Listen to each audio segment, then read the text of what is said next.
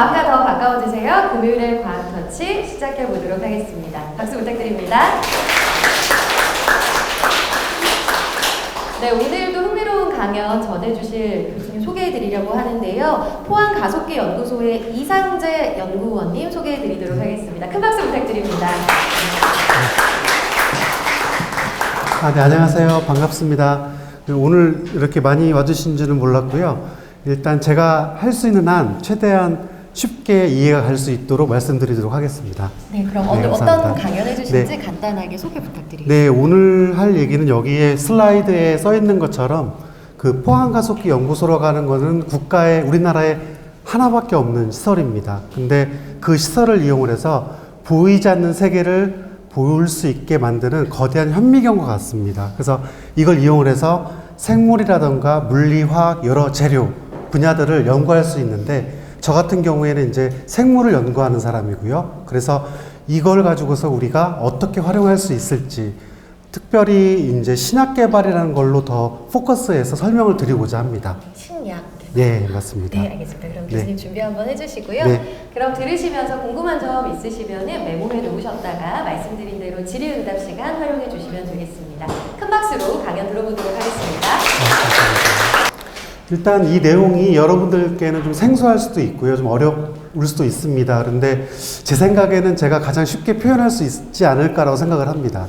그래서 들어보시고 궁금한 게 있으시면 질의응답 시간에 한번 저한테 질문해 주시면은 또 궁금한 그 영역을 또 채워드리도록 하겠습니다. 우선은 제목을 먼저 잘 이해를 하셔야 되는데요. 제목 말 그대로 그 포항에 있다고 하는 가속기 연구소는 굉장히 거대한 현미경입니다. 어떻게 말을 하면은요. 그래서 이거를 사용을 해서 저 같은 생물학자들은 단백질 구조를 해석을 하는데 사용을 합니다. 그러니까 생물학자라고 다 단백질을 하는 건 아니지만 저 같은 경우에는 단백질을 구조를 해석하는데 어떻게 하느냐 원자 단위까지 이거를 자세하게 확인을 합니다. 그리고 확인이 된 단백질을 가지고서 그렇다고 한다면은 우리가 어떤 질병에 대응하는 약을 개발하기 위해서는 어떤 화합물을 어떻게 만들어야 되겠구나 하는 그런 정보를 얻을 수가 있습니다. 그래서 그걸 바탕으로 해서 신약을 개발하는 겁니다. 지금 한 얘기 다 이해되시죠? 역시 예, 이해가 빠르시네요. 예. 방금 얘기의 절반 이상을 이해하신 거라면은 아마 그 뒤의 내용도 어렵지 않게 이해하실 수가 있는데요. 여러분들 현미경 다 아시죠? 현미경은 뭐입니까? 뭐예요? 말 그대로 작은 미시세계를 관찰하기 위한 안경 같은 겁니다. 거울입니다. 근데 우리가 보통은 알기로 현미경으로는 미생물을 갖다가 관찰한다라고 알고 있습니다. 이 미생물들을 확대해서 보게 되면은 가령 대장균 같은 경우에는 길이가 대략 2 마이크로미터, 그 다음에 이쪽 얇은 폭은 한 0.5 마이크로미터 이하입니다. 그러니까 눈으로 안 보이는 건 당연하겠죠. 그리고 실제 일반 현미경으로 이렇게 확대해서 볼 수가 없습니다. 일반 현미경으로 보게 되면은 손톱 정도 굉장히 얇은 그런 상태의 균밖에 관찰이 안 돼요. 그러니까 더 좋은 현미경 혹은 그 뒤에 나온 전자현미경으로 관찰을 해야지만이 이 정도의 해상도로 관찰할 수가 있습니다. 자, 그 다음에 혹시 이거 뭔지 아는 분 계세요? 네, 맞아요. TV에 많이 나왔지 않습니까? 이게 코로나 바이러스를 갖다가 모형으로 만든 겁니다. 그런데 이거를 실제로 우리가 사용하는 아까 앞에서 봤던 일반 현미경으로 보게 되면은 관찰이 안 됩니다. 너무 작기 때문이에요. 그래서 이거는 전자현미경이라는 걸 사용해서 봤을 때 이렇게 관찰할 수가 있습니다. 왼쪽에 이 모델에 보면은 빨간색의 단백질들이 있어요. 이게 굉장히 좀 거대한 단백질인데 우리가 볼 때는 아주 작은 세계에 있는 단백질이죠. 이 단백질을 보통 우리가 스파이킹 프로틴이라고 불러요. 단백질은 영어로 프로틴이라고 하거든요. 그래서 스파이킹 단백질이라고 그러는데 여기 보면은 그런 단백질들의 모양들이 있어요. 그래서 이게 처음에 밝혀질 때는 이게 왕관 모양 같아가지고 코로나 크라운 같다. 그래서 거기서 이름이 유래가 돼가지고 코로나 비리디라고 해서 코로나 바이러스 개통 그다음 코로나 바이러스 그렇게 부르게 됐습니다. 근데 이제 저번에 코로나 바이러스 때문에 전 세계적으로 다 힘들었을 때 그때 외국의 연구진들이 이 단백질의 구조를 해석을 하고 그 다음에 해석하기 전에 먼저 백신을 만들고 하는 일들이 있었지요. 그리고 하도 관심을 갖다 보니까 이렇게 구조가 분석이 되었고 우리가 이렇게 볼 수가 있는 겁니다. 우리가 이제 보통 그런 현미경, 전자현미경, 아니면은 제가 조금 이따 설명드릴 이 가속기 연구소, 이런 것들을 통해서 우리가 세포 속에 많은 물건들, 물질들을 관찰할 수가 있습니다. 그럼으로써 우리가 뭐를 알 수가 있냐면은 우리가 알지 못하는 생명 현상을 이해할 수가 있습니다. 가령 어떤 현상이 왜 일어나는지 라기보다 어떻게 일어나는지, 여기서 좀 약간 구분을 해야 될 게 있는데요. 왜 일어나냐라는 말은 적합하지 않은 말입니다. 왜라는 말은 의지가 들어있는 거기 때문에 우리가 그 생명체의 의지까지 알 수가 없는 거예요. 예를 들어서 가을에 단풍이 들면은 잎이 붉은색이 됩니다. 그럼 우리는 무엇 때문에 붉게 되느냐 이렇게 말을 할 수 있지, 왜 붉게 되느냐는 것은 그거는 어떻게 말하면은 창조주의 영역입니다. 우리 영역이 아닙니다. 왜냐하면 의지가 들어있기 때문에 그렇습니다. 마찬가지로 우리가 세포 속에 있는 많은 물질들을 관찰할 수 있지만 이거는 우리가 생명 현상이 어떻게 일어나느냐, 무슨 목적으로 일어나느냐, 그런 것들을 이해할 수 있는데 이 현미경들이 큰 도움이 됩니다. 그리고 방금 봤던 코로나 바이러스 같이 우리의 어떤 병을 갖다가 치료하는 혹은 예방하는데 중요한 바이러스가 있다 그러면은 그 바이러스의 타겟은 바이러스 자체가 아니라 바이러스를 둘러싼 아까 봤던 빨간색들의 단백질들, 그런 것들이 중요한 타겟이 됩니다. 그래서 이런 것들의 모습을 관찰할 수가 있습니다. 그리고 어떻게 사람 몸속으로 바이러스가 들어오는지 그런 과정들도 우리가 유추하고 알아낼 수가 있습니다. 또 어떤 병원균이 있는데 그 병원균이 사람한테 어떻게 들어와서 어떤 병을 어떻게 일으키는지 그 과정들도 우리가 현미경을 통해서 이해할 수가 있습니다. 생물학자들 중에서 어떤 병원균 미생물을 연구하는 분이라든가 신약을 개발하는 분들은 이런 쪽의 얘기들을 다 사람과 관련시켜서 약물 개발하는 데에 사용을 하고 있습니다. 내용이 어렵지 않죠? 야, 다행이네요. 예. 자, 이게 뭐냐면은 동물세포의 모양이에요. 그런데 실제 현미경으로 보게 되면은 동물세포 속에 있는 여러 가지의 이런 소기관들을 다 확인할 수가 없습니다. 근데 이제 일반 현미경이 아니라 전자현미경 혹은 아까 말씀드린 그 가속기 연구소라고 하는 그런 시설들을 이용해서는 이 안에 있는 모습들을 갖다가 상세하게 볼 수가 있습니다. 자, 제가 오늘 설명드릴 주제는 전자현미경이나 이런 것이 아니라 그 거대 현미경, 아까 말했던 가속기 시설이라고 하는 것인데요. 이 가속기 시설에서는 우리가 X선이라는 걸 만들어냅니다. 여러분들 병원에 가서 X선 찍잖아요. 그렇죠? 몸속에 병이 있는지 없는지 알아내기 위해서요. 또 동일한 X선입니다. 이 X선을 이용해서 우리가 거대한 현미경을 갖다가 이용하게 되고, 그 다음에 모르는 현상들, 그 다음에 볼 수 없는 단백질들을 볼 수 있게 됩니다. 자, 이 사진은 되게 유명한 사진인데요. 왓슨하고 크릭이 처음으로 이제 그 DNA의 구조를 밝히고 나서 찍은 사진이고요. 이 1950년도쯤 해서 DNA가 이렇게 두 개의 나선, 여러분 자세히 보시면은 한 가닥, 그 다음에 두 번째 가닥이 서로 맞물려서 회전하고 있는 걸 알 수가 있는데요. 이 회전을 할 때 이 안에 있는 염기라고 하는 게 있습니다. 이 염기들이 서로 결합을 하면서 DNA가 두 가닥이 한 쌍으로 되어 있다는 것을 구조를 통해서 밝혀내게 됐는데, 이때 사용한 것도 X선입니다. 물론 이때는 이제 그 파우더 회절이라고 해서 그 DNA 샘플을 갖다가 지금처럼 좋은 기술로는 만들 수가 없어서 그 파우더 형태로 만들었고, 그것에 회절하는 패턴을 가지고서 그 DNA 구조를 알아낼 수 있게 됐습니다. 그래서 이 DNA 구조는 지금도 여러분들이 혹시 배우나요? 학교에서요? 배웠나요? 아, 예. 그래서 여러분들이 학교에서 배우는 그 아주 기본적인 내용일 뿐더러 이걸 연구하는 분들도 이 구조를 또 이용을 해서 또 새로운 거를 밝혀내곤 합니다. 그리고 여기 듣는 청중들 대부분이 여고에서 오신 건가요? 아, 남학생 수가 거의 없는 것 같아가지고요. 그렇다면 여담으로 이 DNA 구조를 밝힐 때 사실은 이 두 분이 역할한 게 아니라 프랭클린 이름이 기억이 안 나는데 어떤 여성분께서 원래는 이 데이터를 갖다 다 모았어요. 그래서 구조를 해석을 할 수 있었는데 이분들이 공을 차지하게 됐었죠. 그런 좀 아픈 역사가 있긴 합니다.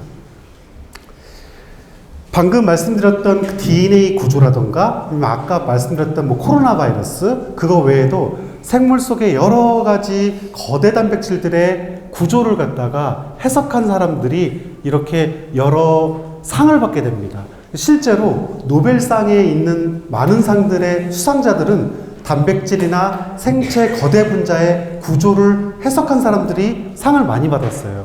여기는 2009년도밖에 안 나와 있지만 최근에도 크라이오 EM이라고 하는 장비가 있는데요. 그것도 마찬가지로 단백질의 구조를 해석하는 아주 중요한 장비인데 그 원리를 밝혀낸 분들이 노벨상을 받았습니다.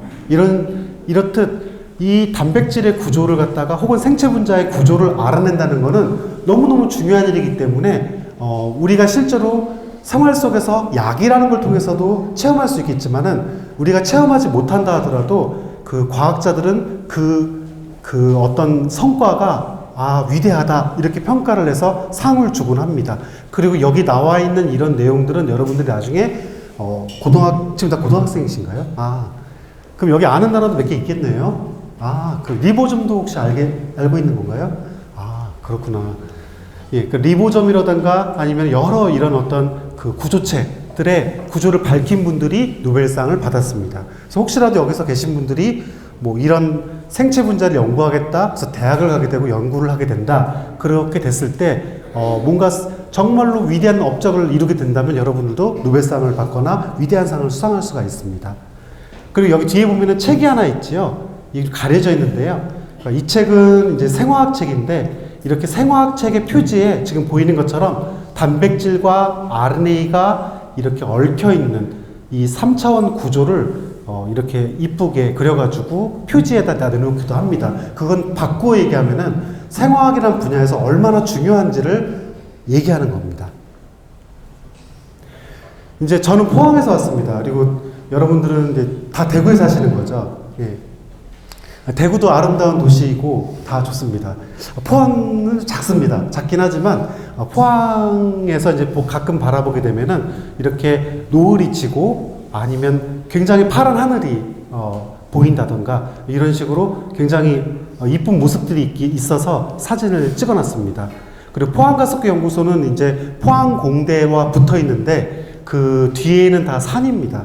그래서 자연이 바로 다 있고요. 대나무 숲도 있고 방문해서 한번 이렇게 좀 볼 수 있는 기회가 있다면은 한번 오셔가지고 이렇게 뭐 직접 뭐 실험을 할 수는 없겠지만은 이렇게 뭐 투어를 오시는 것도 괜찮을 것 같습니다. 아이고 이게 문제구나. 이게 원래 제 노트북으로 했어야 되는데 지금 이게 슬라이드 쇼가 안 돼가지고 다 나와버리네요. 원래는 이게 지금 문제였거든요. 이게 문제고 이게 답이었어요. 그런데 노트북이 안 돼가지고 이게 지금 되는데 원래 이게 한국에서 가장 긴 단층 건물이 있습니다. 그러니까 단층 건물이 뭐냐면 1층 건물, 그러니까 단층 건물인데 가장 긴 건물이 어디에 있냐면은 바로 포항가속기에 있는 그 엑스펠이라고 하는 4세대 방사관 가속기 이 시설의 길이가 1100m입니다. 그러니까 이것이 정답이고 이게 문제였는데 문제를 내기도 전에 답이 나와버려가지고 문제를 낼 수가 없는 상황이 되어버렸습니다. 그리고 여기 이제 좀 더 설명을 드리겠지만 다른 시설들도 있는데요. 저 같은 경우에는 저는 오피스가 여기 있고요. 여기서 일을 하고 있습니다. 제 집은 여기 있고요. 포항가속기 연구소를 이제 공중에서 바라본 모습인데 방금 아까 문제에 나왔던 가장 우리나라에서 긴 단층 건물인 4세대 방사관 가속기라고 하는 건물이 이렇게 일자로 있고요. 아까 말씀드린 것처럼 1100m 그리고 여기 아파트들이 있고 여기가 저희 집입니다. 그리고 이제 여기 오피스고요. 그 다음에 지금 보이는 것처럼 이 4세대 방사능 가속기 말고 원래는 3세대 방사능 가속기라는 것이 먼저 지어졌고 이것이 가속기 시설의 시작이 됩니다. 그리고 전 세계적으로 이 건물을 많이 지었습니다. 그리고 여기 써 있는 것처럼 빛을 이용을 한다고 아까 말씀드렸지만 어느 정도 밝은 빛을 만들었냐면 태양빛의 100억 배나 밝은 빛을 만들어냅니다. 그리고 그 빛에서 엑스레이를 만들어내서 그 엑스레이를 가지고 아까 말씀드린 단백질 구조나 거대 분자를 원자 단위로 해석할 수 있는 연구를 하기도 합니다. 그리고 지금 말씀드린 생물학 분야 외에도 다양한 물리 현상을 연구한다던가 어떤 새로운 신소재가 나온다. 그럼 신소재가 어떻게 그 원자 짜임새가 되어 있는지 등의 정보들도 이 가속기 시설을 통해서 연구가 가능합니다. 그리고 이거는 이제 4세대 방사능 가속기라고 부르는데요. 다른 말로는 여기 약자로 엑스펠이라고 부르기도 합니다. 그리고 현재 우리 포항에 있는 이 4세대 방사능 가속기가 세계에서 가장 밝은 빛을 2021년도에 구현을 했고요. 그래서 이제 과기총에서 10대 기술로 선정이 됐고요. 그래서 더 밝은 빛을 구현을 했기 때문에 그거에 맞는 최첨단 과학 실험 수행이 가능해졌습니다. 그래서 전 세계에 있는 유럽이나 미국이나 일본에 있는 외국에 있는 팀들이 한국에 와서 실험을 많이 하고 있습니다.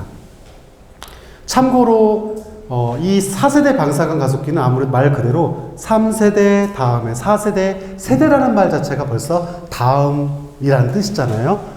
이 4세대 방사능 가속기는 전 세계에 5개밖에 없습니다. 그리고 이제 우리나라가 세 번째로 그 빛을 갖다가 구현하는데 성공을 했습니다. 그러니까 한국의 과학기술이라는 것이 이제는 굉장히 아주 전 세계에서 선진국으로서 이렇게 리드하는 그런 역할을 하고 있습니다. 그러니까 무슨 뭐 K-팝이라던가 뭐 다른 어떤 K-컬처 뿐이 아니라 과학도 그러하다라는 것을 알아줬으면 좋겠습니다. 이제 이게 그 논문인데요. 영어로 써 있고 내용이 좀 어려워 보이죠, 그렇죠? 그러니까 쉬운 얘기로 말씀드리면 2021년도에 세계에서 가장 밝은 빛을 만들었다. 그러니까 이 가장 밝은 빛을 만드는 기술 자체가 그 인프라부터 다 밝은 빛을 만드는데 작용하기 때문에 단순히 소프트웨어적인 것이 아니라 하드웨어적인 것부터 시작을 하는 거기 때문에 굉장히 중요한 기술입니다. 그러니까 외국에서는 이거를 흉내내기 위해서는 다시 건물을 지어야 되기 때문에 독보적인 기술이라고 할 수가 있는 거죠. 그리고 아까 서두에서 말씀드렸지만은 이 방사능 가속기를 이용해서 작은 세계를 관찰하는데 원자 단위까지 관찰한다고 말씀드렸습니다. 그런데 우리가 보통 사용하는 샘플은 지금 여기 보시면은 여기 뭔가 이쁜 것들이 있는데 보석같이 생겼지요. 그러니까 이걸 우리가 결정이라고 부릅니다. 크리스탈. 그러니까 말 그대로 보석입니다. 그런데 이게 지금 확대돼서 그렇지 실제 이 액체의 양은 대략 2에서 3 마이크로리터거든요. 그럼 어느 정도냐면요. 눈물 정도, 물론 눈물을 많이 흘리면은 뭐 홍수가 되겠네요. 그렇게 말하면 안 될 것 같고, 물방울 아주 작은 방울 있죠. 그 작은 방울 속에 이렇게 결정들이 형성되어 있는 거를 현미경으로 찍은 겁니다. 그리고 이 가속기 시설에서 나오는 빛을 이용해서 지금 여기 보시게 되면은 여기 뭔가 점들이 있죠. 뒤에는 잘 안 보이시죠? 여기 보면은 어떤 점들이 있는데 이 점들이 독특한 패턴을 이루고 있습니다. 이거는 이제 2차원 평면에 나타나는 패턴인데 이거를 3차원으로 역계산을 하게 됩니다. 그래서 단백질의 3차원의 구조를 갖다가 풀어내는데 원래는 옛날에는 수학이라던가 다양한 어떤 공식을 이용해서 이거를 풀어야 되기 때문에 각도기 같은 거 사용하고 해서 풀어야 되는데 지금은 컴퓨터가 발달하다 보니까 여러분들도 데이터를 드리면 방법만 조금 알려드리면 요걸 계산할 수가 있어요. 그러니까 이렇게 많이 쉬워졌습니다. 소프트웨어가 개발이 되는 바람에요. 그래서 이런 3차원 구조를 알아내서 우리가 그 다음 단계에서 어떤 현상 연구, 신약 개발 이런 것들을 하게 됩니다. 그래서 다시 말씀드리지만 저는 이제 거대 분자들 중에서 단백질만 조금 영역을 좁게 얘기를 하겠습니다. 안 그러면 말이 더 많아지니까요. 이러한 단백질의 3차원 구조는 3차원이란 말은 말 그대로 공간입니다. 그러니까 이런 단백질의 독특한 이런 모양의 구조는 생명의 비밀을 밝히는데 혹은 신약 개발의 정보를 제공하는데 사용될 수가 있다. 그렇다면 이 정보를 쥔 자는 무엇인가 할 수 있기 때문에 예를 들어서 신약 개발하는 사람이라고 친다면은 그 기술을 독점할 수가 있는 거지요. 그러니까 이런 식으로 여러 기업체들, 특히 외국 기업체들 같은 경우에는 자기네들이 중요하게 생각하는 단백질의 3차원 구조 정보를 얻고자 노력하고 있습니다. 자, 아까 말씀드렸던 그 포항에 있는 방사능 가속기 중에 3세대라고 하는 것은 지금 보이는 것처럼 이렇게 원형으로 도넛 형태를 취하고 있습니다. 이제 이따가 설명을 드리겠지만 이 도넛 형태를 취한 이유는 뭐냐면 여기에 이제 전자가 입사가 돼서 이 안에서 계속 빙글빙글 돌고 내가 특정한 실험을 하고자 할 때만 여기서 X선을 빼서 사용하게 됩니다. 그래서 동그랗습니다. 모양이요. 이거 이해가 잘 안 가지요? 이따가 설명을 드리겠습니다. 반면에 4세대 방사능 가속기는 일자입니다. 그러니까 한번 빛을 입사해서 쏴버리면은 끝입니다. 그러니까 이거는 그렇지가 않고 계속 저장하다가 사용할 수가 있다. 이거는 한번 쏘면은 끝이다. 자, 그 다음에 청주에서 뉴스를 통해서 보신 분은 알겠지만은 4GSR이라고 하는 거대 시설이 있습니다. 거대 그 방사능 가속기인데요.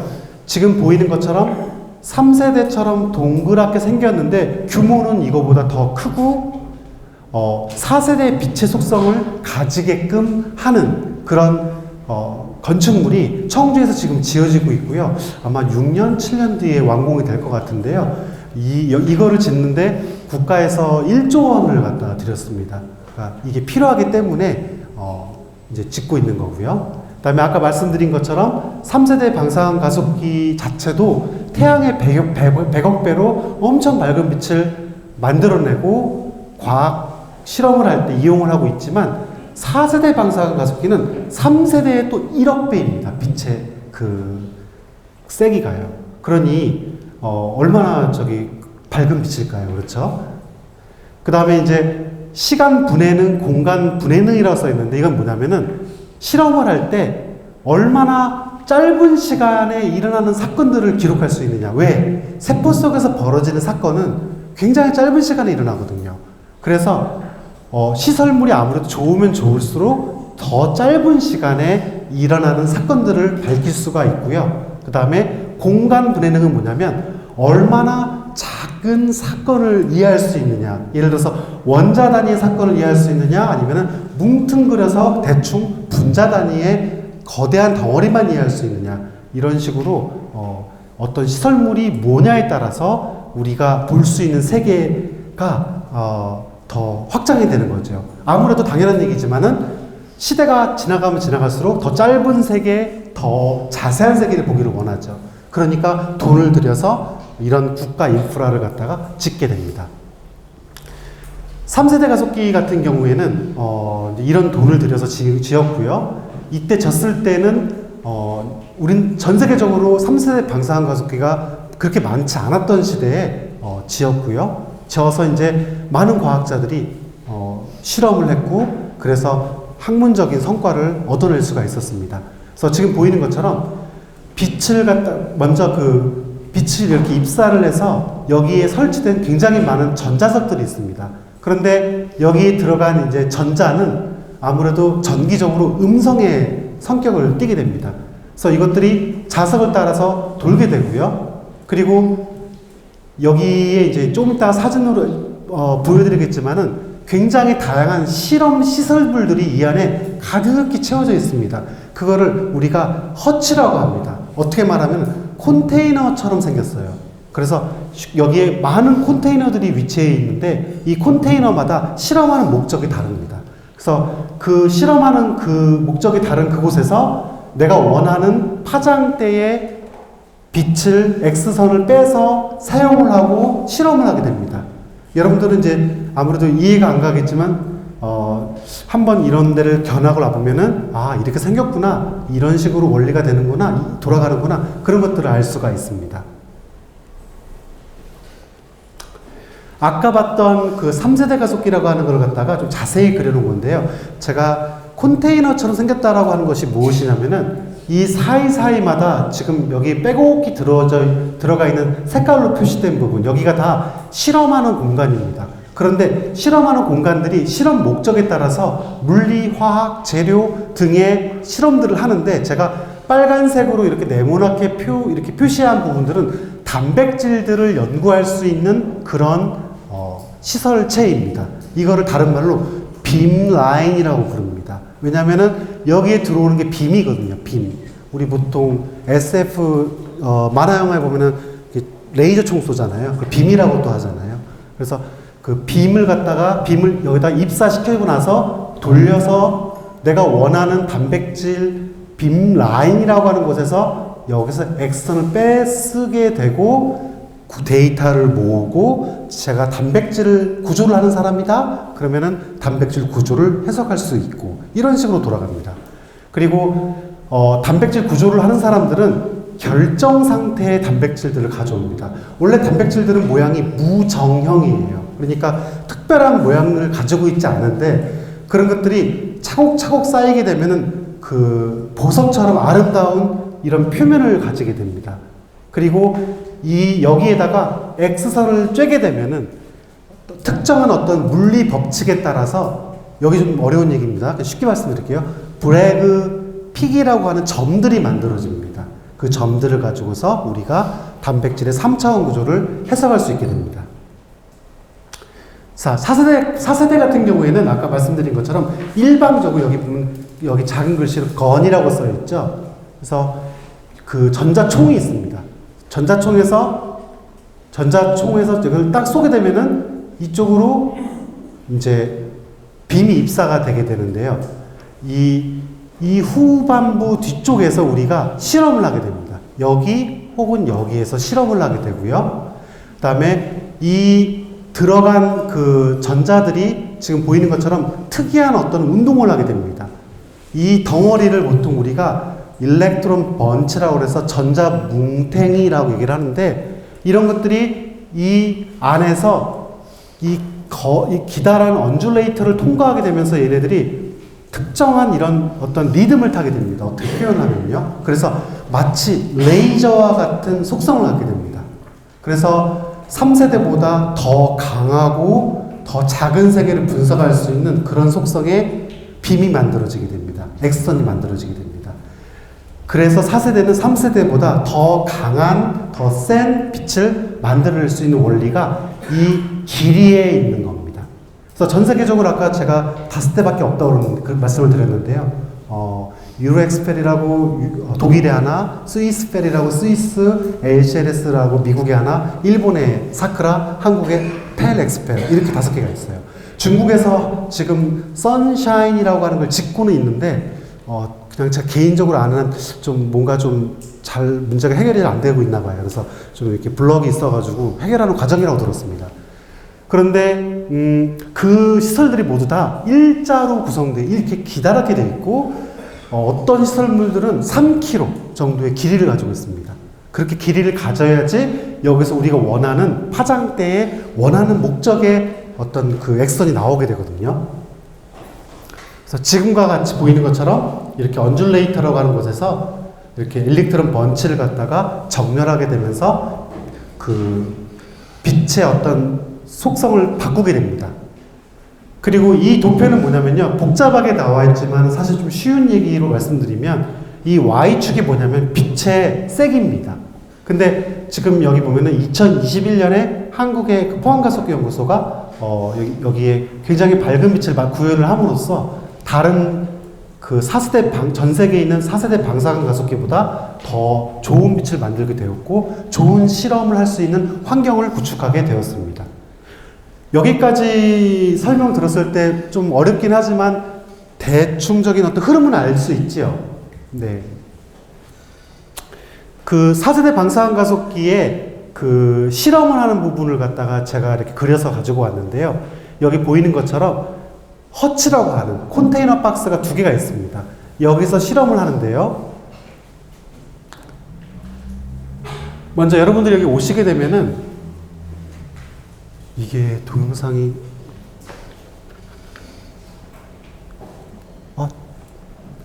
오시게 되면은 소리는 안 나네요. 이렇게 로비 앞에 일단 다들 뭐 이렇게 도착을 하게 되고요. 그 다음에 건물에 위치해 있는 오피스들이랑 시설이 어떻게 되는지 이런 간단한 약도를 볼 수가 있습니다. 소리가 나오네요. 이게 매미 소리 같죠? 이제 여름에 아마 찍었던 것 같아요. 그리고 이제 이 건물에 들어오게 되면은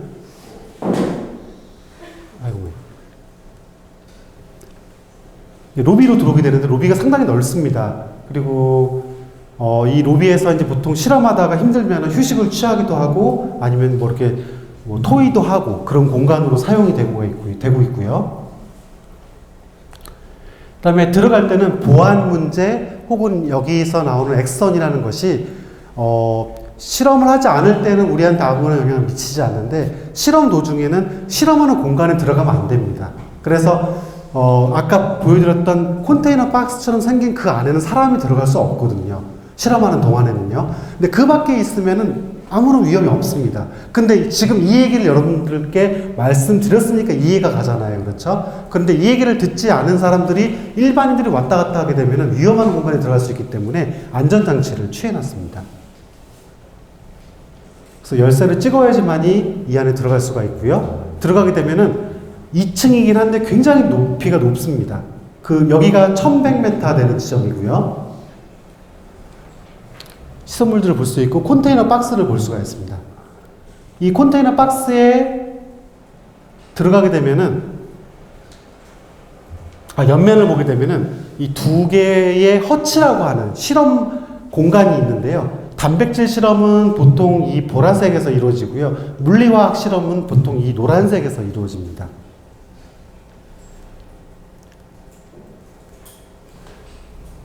이 안에 들어가게 되면은 굉장히 복잡한 뭐 전자기구라던가 시설물들이 있는데 사실 원리는 간단해요. 제가 스탑을 해놓고 보여드릴게요. 아이고.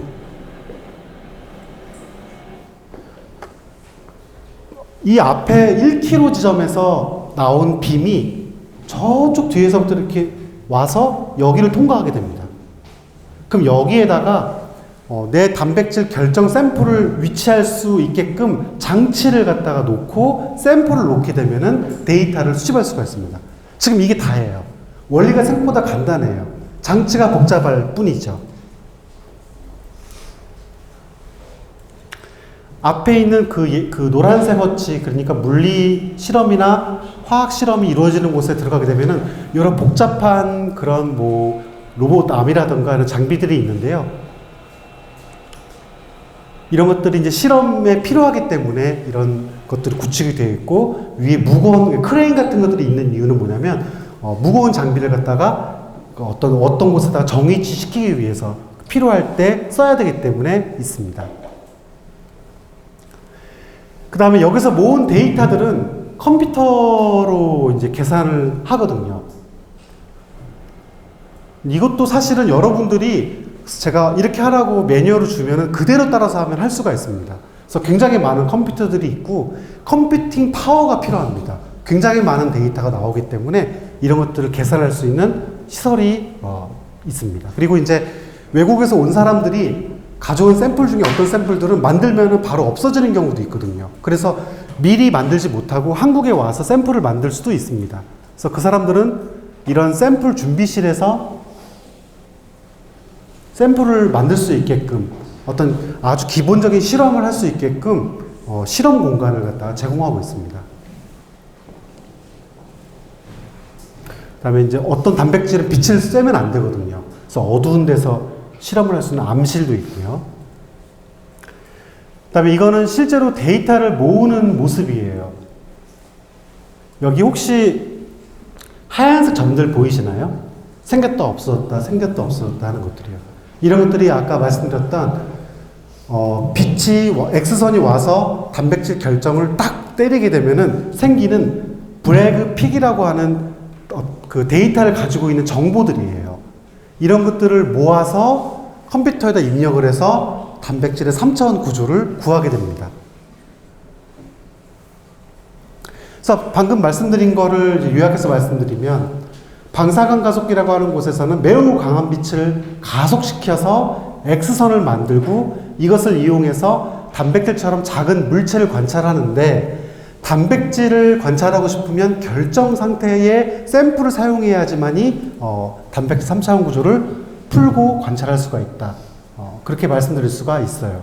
그러면 어떤 원리로 어떻게 되는 거냐?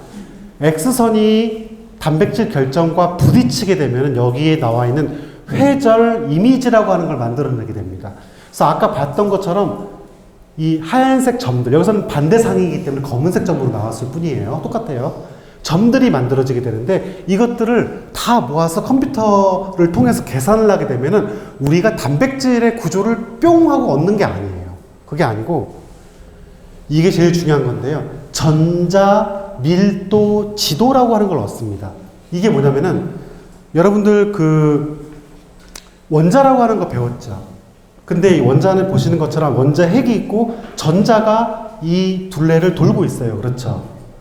그런데 이 전자 X선은 이 전자와 부딪히게 되면은 특별한 어떤 각도로 휘게 됩니다. 그러니까 회전을 하게 돼요. 그래서 단백질 결정 속에 있는 특이한 배열의 원자들과 X선이 만나게 됐을 때 특이한 법칙에 따라, 특이한이라는 말은 말하기 너무 어렵다는 얘기예요. 특이한 법칙에 따라 아까 말씀드렸던 점 같은 애들이 만들어지는 거예요. 그리고 이 점들을 통해서 우리가 이 단백질이 어떠한 전자 자체가 어떻게 채우고 있는지, 공간을 채우고 있는지를 우리가 지도를 먼저 얻게 됩니다. 그리고 이 지도를 바탕으로 해서 오른쪽에 보면은 같은 지도인데 뭔가 안에 모델이 들어가 있죠. 이 모델이 뭐냐면 여러분들 아미노산이 개수가 총 몇 개죠? 몇 개죠? 예, 20개죠. 예, 그러니까 20개. 그 20개 아미노산들이 쭉 연결되어 있는 게 단백질이거든요. 근데 아미노산의 종류가 다를 뿐이죠. 뭐 예를 들어서 메사이오닌, 알라닌, 뭐 세린, 타이로신, 트립토판 이런 식으로 새로운 아미노산들이 막 연결되어 있어요. 그러면은 전자 밀도 지도가 그렇게 나타나는 거예요. 그래서 이건 트립토판이구나.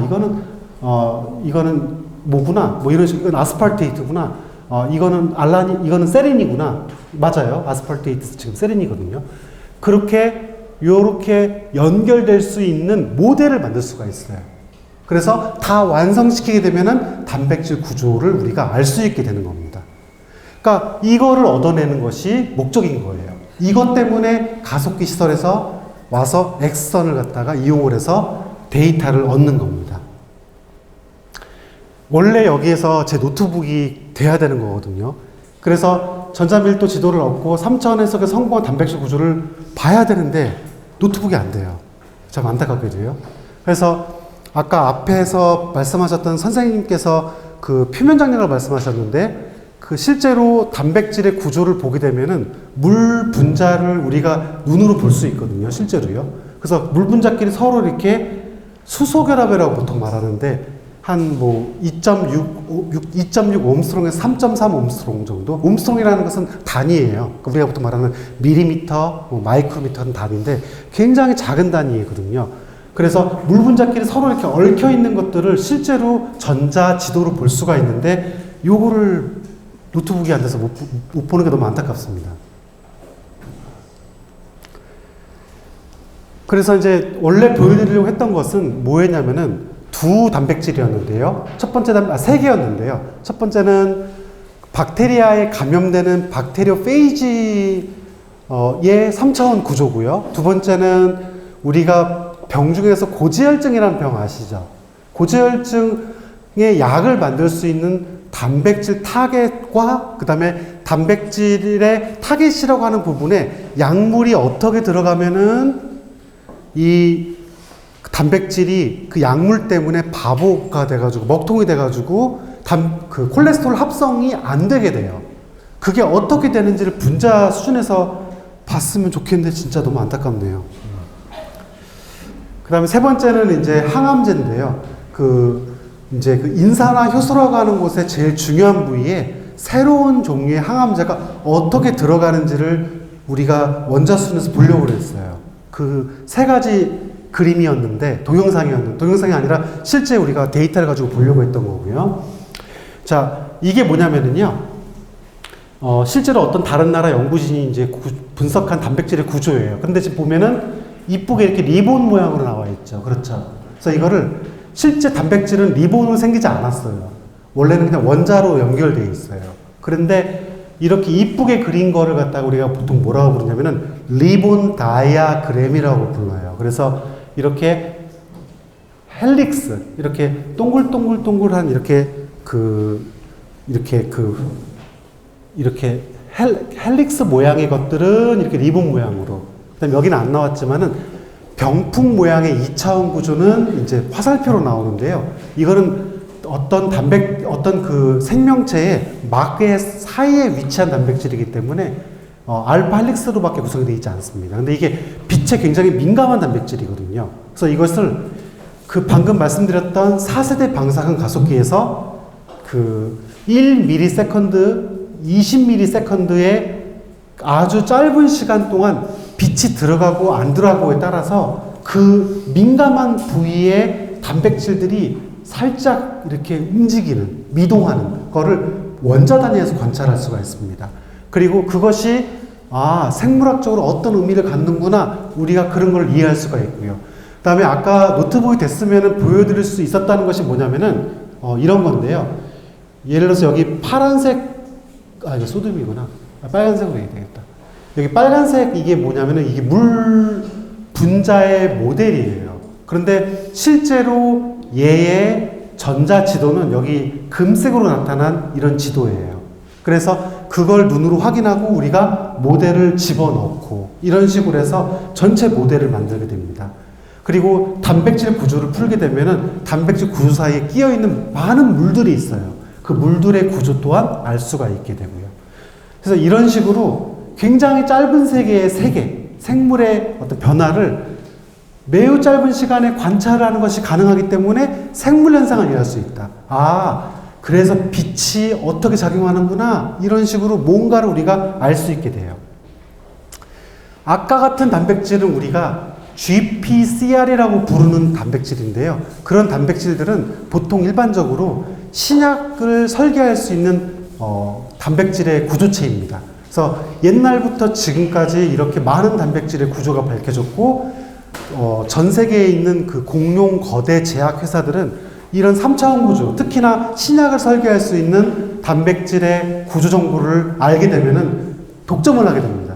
그리고 그걸 바탕으로 해서 약을 갖다가 굉장히 정밀하게 짧은 시간 동안 더 적은 돈을 들여서 성공률이 높은 약을 설계할 수가 있고요.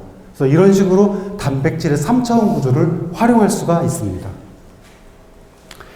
혹은 이제 코로나 바이러스 항체 치료제를 갖다가 개발한 예가 되는데요. 이렇게 만들어낸 어떤 항체 치료제가 어떻게 붙는지 이런 원리들도 알아낼 수 있고, 어떤 치료제가 개발된 다음에 이게 어떻게 사람 몸속에서 작용하는구나, 이런 원리들도 원자 단위에서 세밀하게 알 수가 있어요. 아까 이게 말씀드렸던 콜레스테롤을 저해하는 그 고지혈증 치료제를 디자인하는 한 예가 되는데요. 자, 이걸 좀 자세히 설명드릴게요. 3차원 구조를 우리가 이런 식으로 이렇게 알아낼 수가 있습니다. 이거는 상상력이나 아니면은 어딘가 나와 있는 것이 아니라, 아까 말씀드린 것처럼 사람 몸속에서 콜레스테롤을 합성하는 열 몇 가지의 굉장히 많은 효소라고 하는 게 있어요. 효소라고 하는 건 뭐냐면은 사람 몸속에 있는 단백질들 중에서 생체 촉매 반응을 담당하는 단백질들을 효소라고 불러요. 효소 배웠죠? 네. 그 효소 중에 이 사람 몸속에 콜레스테롤을 합성하는 효소가 있는데 이름이 좀 어려워요. NSDHL이라고 하는데요. 이 단백질의 구조를 우리가 풀었어요. 푼 다음에 뭐를 알았냐면요.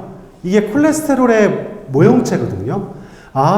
콜레스테롤이 들어가게 되면은 여기 있는 단백질들 중에서 어떤 단백질들이 어떻게 결합할 수가 있구나 이런 거를 원자 단위에서 알아내게 돼요. 그래서 우리가 어떤 정보를 알 수가 있냐면은 그러면 우리가 이거를 방해하기 위해서 어떤 특이한 모양을 가진 화합물을 만들어내면은 아무래도 성공률이 높게 이 효소의 촉매 반응을 딱 막을 수가 있겠다. 이렇게 힌트를 얻게 돼요. 자, 그럼 여기서 분업이 일어나요. 저는 단백질의 3차원 구조를 해석하는 사람이고 아까 말씀드린 것처럼 생물하는 사람이에요. 생물학자예요. 반대로 화학하는 분이 계세요. 화학 중에서도 여러분 혹시 분야 때문에 설명드리는 거예요. 의학, 그 화학이라는 분야가 있어요. 의학화학. 메디시널 케미스트리라고 하는데 보통 이제 유기합성이라고 하는 분야의 전문가들이에요. 유기합성을 하는 분들은 이걸 딱 보여드리면은 대충 이러한 화합물들을 만들면 붙을 것 같은데 이런 식으로 알아내게 돼요. 저희는 잘 몰라요. 저희는 화합물의 까막눈이고 화학하시는 분들은 단백질의 까막눈이에요. 근데 마치 저는 장님이고 화학하시는 분은 다리가 불편하시면 제가 그분을 업어드리면 그분이 제 눈이 돼서 같이 협력해서 어딘가 갈 수가 있잖아요. 그런 식으로 협력을 해가지고 신약을 개발할 수 있게 됩니다. 그럼 더 빨리. 자, 그러면 굳이 이렇게 단백질 구조를 해석을 하고 의학 합성을 하는 분과 같이 해서 신약을 개발해야 되느냐? 그 이유가 있어요. 우리나라는 미국이나 유럽과 달리 돈이 부족하고 좀 아무래도 미국 같은 경우에는 아까 제가 제약회사를 공룡 거대 제약회사라고 표현했는데 왜 그러냐면은 우리가 사람 정도의 사이즈로 간다면 걔네의 제약회사는 공룡만 해요. 엄청난 돈과 사람의 수로 밀어붙이기 때문에 신약을 굉장히 빠른 스피드로 개발합니다. 그럼에도 불구하고 망치는 경우가 있어요. 신약 개발 임상을 하다 보면은 페일되는 사례가 많이 있습니다. 부작용 때문에. 그래서 그런 외국이랑 싸우면 우리가 싸우면 안 되잖아요. 근데 걔네들은 단백질 구조를 해석하지 않고도 굉장히 많은 화합물을 가지고서 승부를 봐버립니다. 물량으로요. 그러니까 우리는 아무래도 되게 좀 스마트하게 단백질 구조를 해석을 해서 이 포켓에 들어갈 약물을 디자인을 해서 성공률을 높여서 더 단시간에 물질을 개발하고 그것을 신약 개발하는 어떤 그 후보군에 넣어서 테스트를 하고 이런 식으로 해서 돈을 줄이는 거예요. 시간도 단축시키는 거고요. 이런 큰 의미가 있습니다. 그래서 앞으로는 국가를 먹여 살리는 아주 거대한 어떤 하나의 중요한 분야가 아닐까라는 생각을 하고 있습니다. 자, 이거는 뭐냐면은요, PIM1이라고 하는, 그러니까 이름이 복잡해요. 사람 몸 속에 있는 인산화 효소라는 게 있어요. 근데 이 효소가 ATP라고 하는 사람 몸 속에 화학 배터리랑 결합을 합니다. 그 부위 근처에다가 어떤 특이한 물질을 설계를 해가지고 집어넣었더니 달라붙어서 안 빠져나와요. 그럼 무슨 일이 생기느냐? 원래 사람 몸속에 이 단백질이 해야 되는 기능이 있어요. 효소거든요. 그 효소의 역할을 망가뜨립니다. 다시 말씀드리면 이렇게 해봤더니 어떤 암이 없어져요. 어떤 암이 치료가 돼요. 특정 기간 동안 약을 먹었더니 그 암의 사이즈가 줄어들어요. 그런 사건이 일어날 수가 있는 겁니다. 이런 식으로 단백질 구조를 통해서 의학 합성을 하는 분이랑 협조하에 어떤 물질을 설계하고 굉장히 많은 물질들을 계속 테스트하다 보면은 어떤 물질이 조금 더 정말로 약에 가까워지는, 그걸 우리가 계량화라고 표현을 하기도 하고 혹은 어려운 말로 drug likeness라고도 얘기를 해요. 그래서 그러니까 약으로서의 특징을 가지는 물질이 되면 될수록 정말로 항암제가 될 수가 있는 거죠. 얘기가 어렵지 않죠? 예. 사실 어려운 얘기지만 여러분들이 잘 이해를 하고 있는 것 같아요. 예. 그런데 사실 어려운 얘기는 또 뭐냐면 이렇게 개발을 해놓고도 이것이 전임상 단계나 임상 단계에서는 또 fail, 그러니까 이게 약으로서 가치를 못 가지고 버려지는 수가 생겨요. 그래서 보통 연구를 하는 사람들은 두 가지 전략을 취합니다. 첫 번째는 뭐냐면은 나는 이 약물을 끝까지 가지고 가겠어. 나는 이 약물을 우리나라 제약회사랑 같이 해서 임상까지 한번 해볼 테야 하는 그룹이 있고요. 또 어떤 그룹은 아니야. 그러기엔 너무 위험성이 커. 이 물질만 하더라도 어느 정도의 돈이 될 것 같아. 그러면 이 특허를 팔자. 그래서 조금 사이즈는 작지만 중간 단계에서 나는 멈추고 관심 있어 하는 제약회사에 넘기는 걸. 그걸 라이센싱 아웃이라고 말을 해요. 그렇게 연구를 할 수도 있습니다. 방금 제가 너무 빨리 말해버렸어요. 왜 신약 개발을 해야 하는가도 말씀드렸고, 단백질 구조를 알고 신약을 개발하는 이유도 말씀드렸죠. 예. 왜? 뒤에 것부터 얘기를 하게 되면은 이렇게 해야지만이 돈과 시간을 줄여서 합리적인 방향으로 신약을 개발할 수 있다. 첫 번째, 왜 우리는 신약 개발을 해야 하느냐? 앞으로 우리나라를 먹여 살릴 새로운 먹거리가 될 수 있기 때문이다. 그렇게 말할 수가 있습니다. 그리고 왜 그러냐? 신약 개발에 드는 비용이 되게 크거든요. 아주 어마어마해요. 그래서 큰 회사가 아니면 덤벼들지 못합니다. 또 이런 신약 개발의 필요성은 무엇이냐? 여러분들이 코로나 바이러스를 한번 당해봤었지만은 만일 우리가 이런 것에 대한 대처를 미리 해놓고 약물을 개발해 놓는다면 우리 보건도 지킬 뿐더러 이걸 팔 수가 있죠, 외국에. 그럼으로써 나라가 더 부강해질 수도 있고요. 그래서 이러한 기초과학은 당장에는 눈에 보이진 않지만 국가의 근간이 되는 중요 자원이라고 말할 수가 있습니다. 그래서 이거를 평가하는 시장의 규모는 굉장히 거대합니다. 이제 거의 이제 후반부인데요.